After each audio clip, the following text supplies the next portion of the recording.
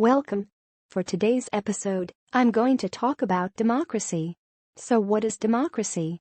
The word democracy comes from the Greek words of demos, which means people, and kratos, which means power or rule. So democracy basically means the rule of the people.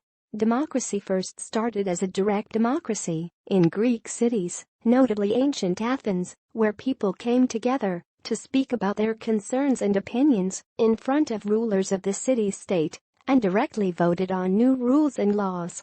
Here is considered as the birthplace of democracy. So, for the very first time, decisions were made by the people instead of rulers, but sadly, the ancient Greeks did not see all people equally.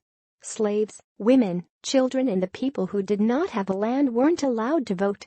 This is what we call a flawed democracy today. After the Greeks lost their power, their early forms of democracy were also fading away until the Magna Carta was signed in 1215, which prevented the King of England to do whatever he wanted and said that even the king had to follow the country's rules and laws, which were written in the Constitution. Today, most democracies are indirect or representative, which means that you can't vote for a new law yourself, but you can vote for people who then become lawmakers and present your interests. Modern democracies divide powers into three different branches: the legislative, the people who make law; the executive, the people who make sure that you obey the law; and the judiciary, who judge you if you commit a crime.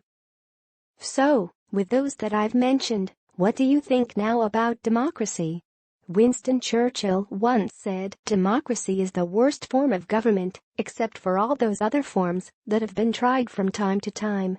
Do you agree? Created using Powtoon.